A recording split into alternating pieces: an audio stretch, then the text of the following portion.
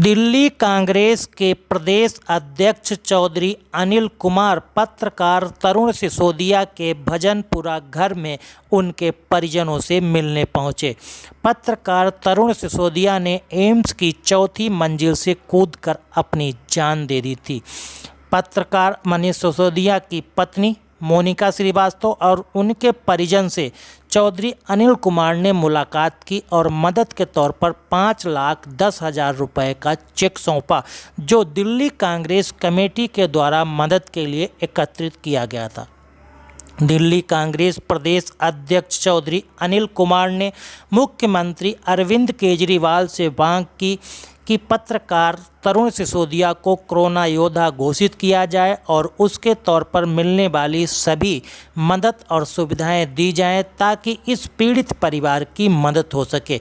वहीं दिल्ली कांग्रेस प्रदेश अध्यक्ष चौधरी अनिल कुमार ने पीएम केयर फंड्स को लेकर भी कई सवाल उठाए और उनसे भी राहत की मांग की। आइए आपको दिखाते हैं कि चौधरी अनिल कुमार ने क्या कहा और उसके बाद आपको सुनाएंगे कि मोनिका श्रीवास्तव तरुण सिसोदिया की पत्नी ने क्या कहा।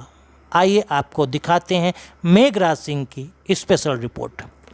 राशि हमें जिस दिन हमने ये अकाउंट ओपन किया था उस दिन 6,000 रुपये का हमारा इसमें राशि था। उसके बाद 5,10,000 रुपये इकट्ठा हुआ और आज वो पूरी राशि हमने जो पब्लिक ने आप सब लोगों ने मिलके दी थी, आज हमने उस परिवार में उनकी धर्मपत्नी जी को सौंपी है।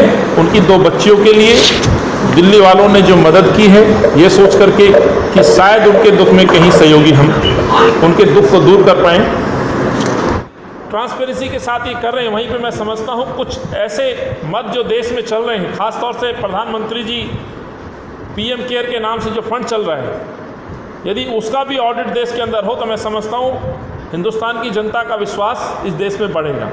या वैसे भी जनरली भी लोग रिकॉर्ड करते हैं, तो वैसे ही तरुण जी भी अपनी जो बातचीत है उनके मोबाइल में रिकॉर्ड होती है। सो उनका जो ये दावा है कि उसकी पहले फॉरेंसिक जांच हो तभी उनको सुपुर्द हो, तो मैं अभी तक मेरी आईओ साहब से बात नहीं हुई है, लेकिन जो आपने बात कही है, दीपक जी ने कहा था कि उनकी धर्मपत्नी और हम ये बात कह रहे थे, लिखित रूप में आपने जो बात अब बताई है इस पे हम बात करेंगे, डीसीपी साहब से बात करेंगे, एसपी साहब से बात करेंगे, आईओ से बात करेंगे कि वाकई ऐसा था। तो ये और एक बड़ी बात है कि कंप्लेंट देने के बावजूद क्यों उस पर जाँच आगे नहीं बढ़ी। क्या ऐसे कारण थे कि आईओ ने संज्ञान लेकर के इसकी जांच आगे क्यों नहीं बढ़ाई, जब इस तरह के व्हाट्सएप ग्रुप पे ये संभावनाएं जताई जा रही थी कि उसकी हत्या हो सकती है। पर्दा डालने का काम है। नहीं तो हर्षवर्धन जी ये बताएं कि आपने एमएस को आखिर क्यों हटा दिया। यदि इलाज में कोताही नहीं थी, यदि इलाज प्रॉपर था, प्रोटोकॉल प्रॉपर था, हो सकता है देखिए कोविड में एक सिंपल सा प्रोटोकॉल है मेडिसिन देने का, वो चल रहा होगा। आईसीयू में आपको ऑक्सीजन मिलनी है, वेंटिलेटर की आवश्यकता, वो समझ में आती है। लेकिन जो दूसरी चीज़ें घट रही थी उसके लिए भी तो जिम्मेवार भारत के स्वास्थ्य मंत्री या सरकारों की जिम्मेवारी बनती है। केंद्र का हॉस्पिटल है तो एमएस को हटाना कुछ तो है। यदि कोई जाँच आई है तो उसको पब्लिश करें। यदि कोई रिपोर्ट उनको प्रस्तुत की गई है तो उस रिपोर्ट पे भी दावे हैं, सवाल। ये आपको अब सुनाते हैं मोनिका श्रीवास्तव ने अपने पति की मौत पर क्या कहा। आपके दुख पे हमें भी काफ़ी दुख है और हम एक प्रेस कॉन्फ्रेंस करेंगे, आपकी आवाज़ को वहाँ तक पहुँचाएंगे कि मैं चाहती हूँ कि इस केस की एक सीबीआई जांच हो और एम्स की तरफ से भी नेग्लिजेंसी हुई है। मैं ये नहीं कहती कि एम्स ने हत्या कर दी है।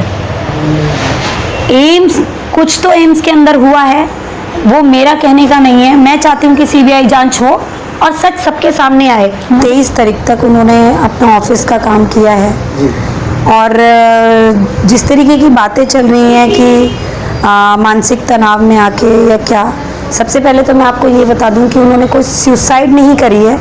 कि जो व्यक्ति अपनी ब्रेन की सर्जरी से लेके अभी तक का सफ़र इतना अच्छा तय करता हुआ आया है कि जब उनकी ब्रेन की सर्जरी हुई तब भी वो एंड टाइम तक ऑफिस में वर्किंग थे और सर्जरी के बाद उन्होंने रीजॉइन किया है और उसके बाद कुछ इस तरीके के माहौल रहे कि निकाल दिया गया, फिर उसके बाद वापस जोड़ दिया गया और ऑफिस के जो न्यू इंचार्ज जो बने उन लोगों ने उनको बहुत एक्सेस लेवल पे परेशान किया। जिस तरीके की कुलदीप व्यास जो उनके चीफ एडिटर हैं, संतोषी जो और शेखर घोष, ये 3 लोग हैं जिन्होंने उनको बहुत एक्सेस लेवल पे दुखी किया हुआ था।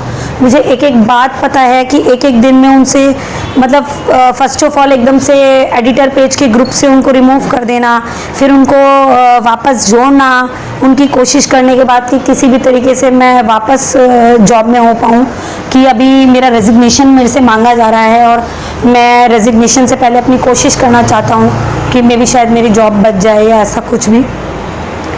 फिर जब वापस आना तो एकदम से एडिटर पेज वाले ग्रुप में उनको जोड़ना, उनका पूछना कि मेरे लिए क्या आदेश है, मेरे को ग्रुप में वापस जोड़ा गया, हमें नहीं पता, आप नोएडा जाइए, आप संतोष जी से बात कीजिए, व्यास जी से बात कीजिए, उनको गोल गोल घुमाना और उसके बाद 5-5 घंटे उनको नोएडा ऑफिस में लाके बुलवा के 2-2 दिन वेट कराना। फिर उसके बाद वो बेसिकली हेल्थ जर्नलिस्ट थे, वो दिल्ली में नगर निगम का जितना भी एमसीडी मीट्स थी वो देखते थे।